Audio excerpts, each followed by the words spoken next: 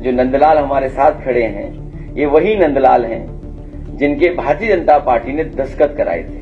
वही प्राइज जो आपको देना था मुझे, वही प्राइज मैंने इनको दिया, 1,00,000 रुपए पिछले बाई इलेक्शन में। और इधर जो देखने को मिला है, लगता तो यह कि भारतीय जनता पार्टी का झंडा आयोग को लगा लेना चाहिए। सरकार ने कुछ एजेंसीज हायर की हुई हैं, जो प्रोफेशनल लोग हैं, उनके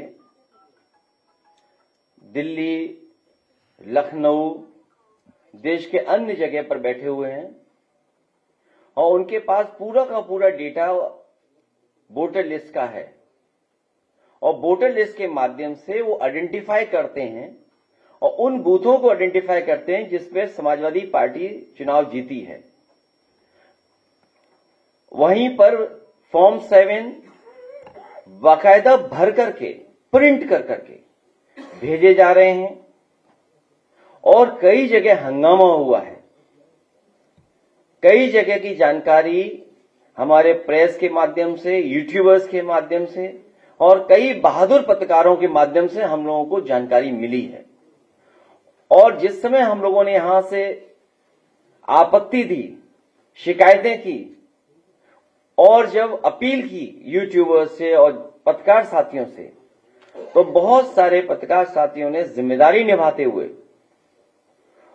जमीन पर, ग्राउंड पे जाकर के क्या भारतीय जनता पार्टी चुनाव आयोग से मिलकर के गड़बड़ियां कर रही है, वो जनता तक पहुंचाने का काम किया। अभी तक तो एसआईआर के माध्यम से बिहार का चुनाव उन्होंने जीत लिया। एसआईआर की बड़ी भूमिका थी माहौल बिगाड़ने के लिए, दबाव बनाने के लिए, मनोबल गिराने के लिए। बिहार के चुनाव को जीत लिया भारतीय जनता पार्टी ने। वेस्ट बंगाल में भी यही कोशिश कर रहे हैं एसआईआर को लेकर के। वहां की सरकार लगातार, वहां की मुख्यमंत्री लगातार इस बात को कह रहे हैं कि चुनाव आयोग भारतीय जनता पार्टी का आयोग बन गया है और उन्हें मजबूरी में भारतीय जनता पार्टी के काली करतूतों के खिलाफ काला कोट पहनना पड़ा और सुप्रीम कोर्ट में खड़ा होना पड़ा कि किस तरीके से भेदभाव, किस तरीके से election commission Bharatiya Janata party का सहयोगी दल बन गया।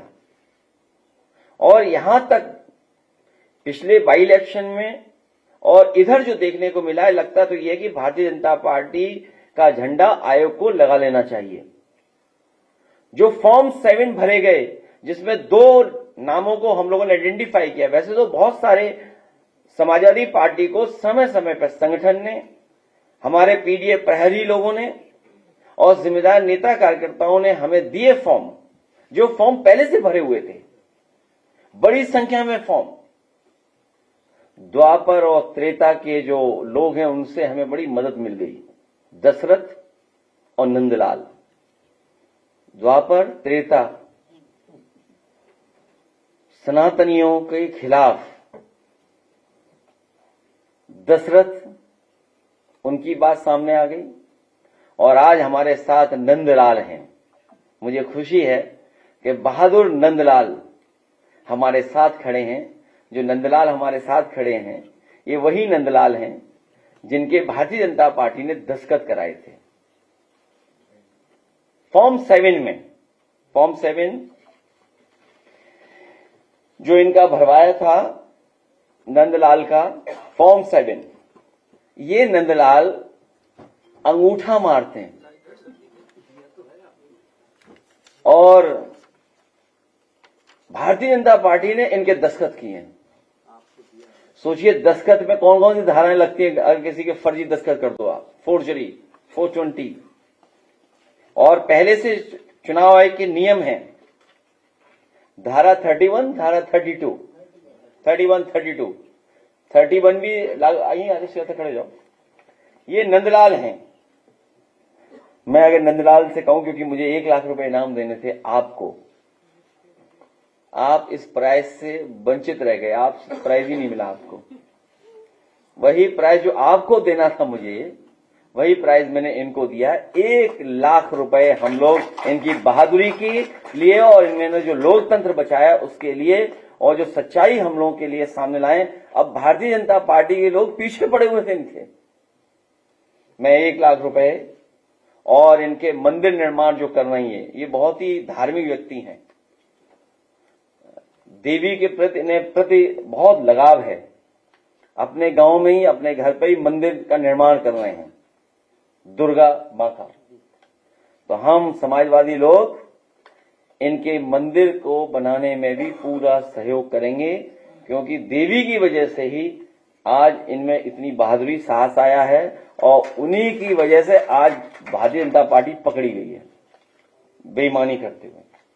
ठीक, ये लोकतंत्र बचाने वाले प्रहरी हैं हमारे पीडीएफ प्रहरी, पूर्व विधायक अरुण वर्मा और इनके तमाम सहयोगी साथियों जिनका नाम मैं नहीं ले सकता हूं।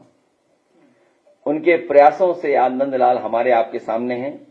भारत निर्वाचन आयोग का नियम है, यदि कोई व्यक्ति मतदाता सूची से नाम कटवाने के लिए फॉल्स लिखित कथन करता है अथवा कोई व्यक्ति किसी दूसरे व्यक्ति की ओर से ऐसे आवेदन प्रस्तुत करता है, किसी विरुद्ध लोक जो 31 है, धारा 31, 32 के तहत एफआईआर दर्ज कराई जाएगी। तो अब हमें उम्मीद है कि भारतीय जनता पार्टी की सरकार भारतीय जनता पार्टी के नेताओं पर एफआईआर दर्ज कराएगी और इसकी आगे कार्रवाई करेंगे। हम अपने विधायकों से कहेंगे, क्योंकि बड़ी संख्या में विधायकों के पास